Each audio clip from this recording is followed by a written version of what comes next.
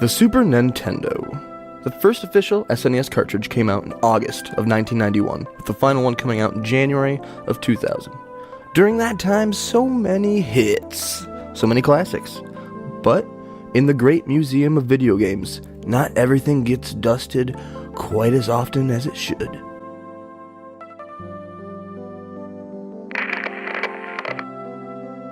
Welcome to Super Forgotten.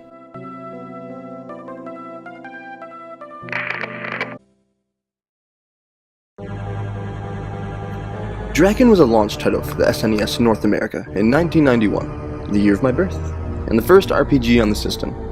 Its release on the Super Nintendo would come after being released on Atari ST, PC, and Super Famicom in Japan. So before we go any further, I have to mention that this is a game developed by Infogrames, originally for the Atari in French, which was then translated to Japanese for the Famicom, which was then translated to English for SNES, even though it seems like it already had an English version on PC? Unclear. The SNES port was done by Kemco, with apparent help from some of the original French devs who helped rewrite it. The SNES version's translation/rewrite of the story is far different from other versions, often cited as the worse version. Okay, hey, with that out of the way, with that groundwork laid, Drakkhen is a game where you control a party of 4 through a very odd 3D world. You travel in first person, but then switch to a third-person godlike mode as your party auto-battles against whatever it is, in a real-time tactics situation. You control single members of the party outside of battle at will, for grabbing items and what have you. So you have a 4-person party. You choose male or female for all of them, and then choose from 4 classes. For women, it's Amazon, Scout, Priestess, and Magician. And for men, Amazon is Warrior instead, and Priestess is Priest. You then get 5 numbers, seemingly from 10 to 20, to install into 5 traits. Power, Agility, Intelligence, Knowledge, and Physique. Not unlike how you'd plug similar numbers in for D&D, or like other tabletop games. Then we begin. It opens up with you in front of a long road, leading to a castle. The text reads, "When the dragons were destroyed, a new world was born, but the humans may be destroyed. The humans failed to heed the gods' advice and wiped out the dragons, so the gods made a new world, one for the Drakkhen. Half human, half dragon. The new Drakkhen Island world was divided into 4 parts. They were earth, fire, air, and water. Each area is ruled by 2 Drakkhens. The human world is in danger of being destroyed by the dragons. But the gods have granted the humans a final chance of survival. They will be spared if they can collect the 8 tiers on Drakkhen Island. Start your quest by inquiring at Prince Hordkin's castle. His castle lies before you. Go forth. May luck be with you." So yeah, the castle in front of you belongs to the Earth Prince, who you're simply told to go talk to begin your journey. Once inside the castle, a weird beam blocks the doors of the rooms in front of you. Hit the right button and you're on your way. What is apparent quickly in this game is that pure-blooded humans are controversial in these parts. Possibly on the whole island, definitely in the south. Not a joke, they're very hostile towards you in the south. Everyone in the first castle seems to think you shouldn't be here, even though you clearly have an appointment with the prince. Forbidden. You wander through the castle, picking up some minor equipment, a key. You wander into the prince's room, and he's like 10 feet tall, half-blooded dragon. The prince says, "Go tell my sister I want to talk to her." And that's kind of that. He tells you she's to the west, and you go on your merry way, after grabbing the armor set behind him in the hidden room, which is crucial. And then, also, once you leave the castle, maybe doubling back again, grab a matching set of that armor for your scout. But then you're on your merry way. And the overworld is hell. You're just not ready. 6-year-old me was not ready. This game needs for you to know that you have to run from things that are stronger than you, which in the beginning is a lot of things. Like, you know how much damage your characters are doing when they land strikes, but the enemies have no discernible level or health bar, and it's really a matter of reading how much damage they're doing and then running or simply learning from your mistakes. It's terrible, but also amazing. Let's talk about this world. You can watch the sun set and rise.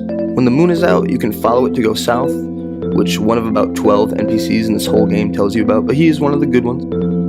And at night, the creatures Alright, let's talk about these. Yeah, and let's talk about these enemies. There are some more normal RPG enemies like alligators, oozes, fire and water elementals, floating skulls, mummies, many lizard and half-dragon Drakkhen soldiers, various desert worms. At night, the stars will occasionally shift, and down from the sky will come like the devil. But not really the devil. But he's here. Harpies, this guy, accidentally bump into what is apparently one of many tombstones all over the map, and you fight this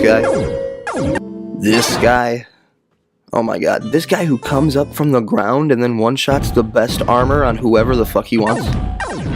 Terrible. If you can survive these things, you make it to the princess's castle, and welp, she's been kidnapped.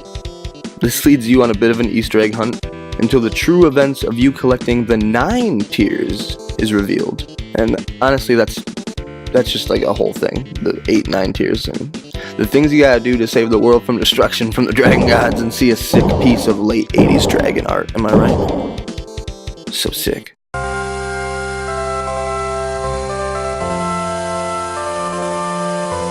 Things to mention that I enjoyed besides enemies would be the Anak shrines.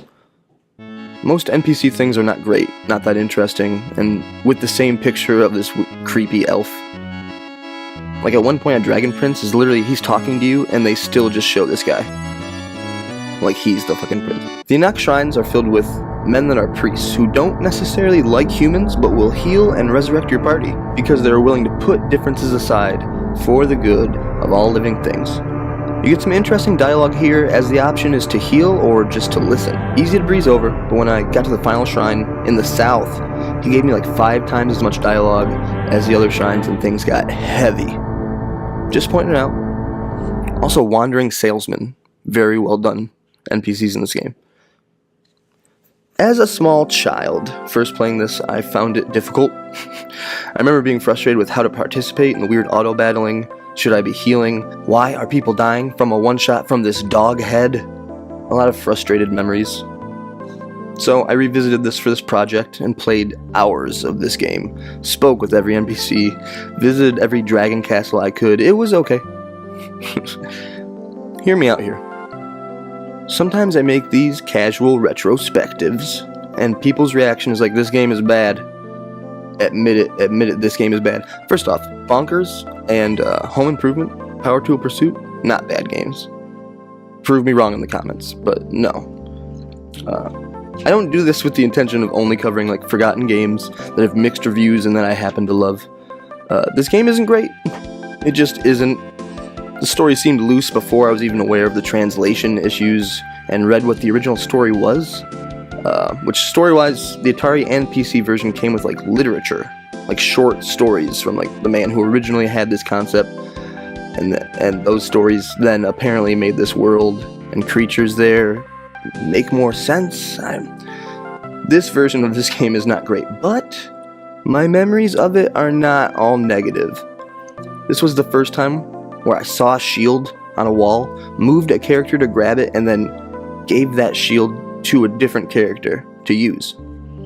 It's the first day and night cycle of my life, the first digital sunset of my gaming life.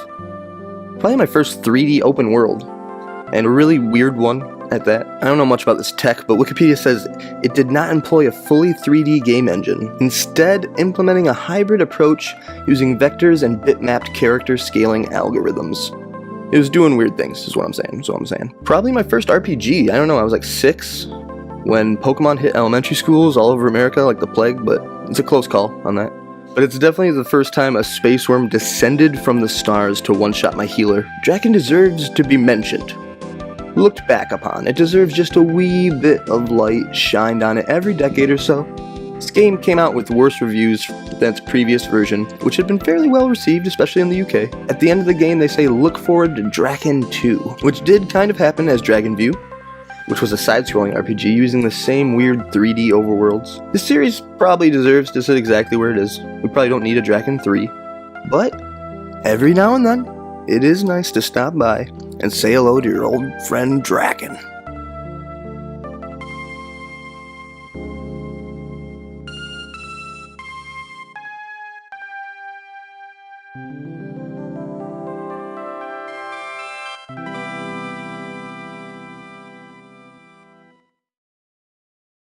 Look at those late 80s Drakkens.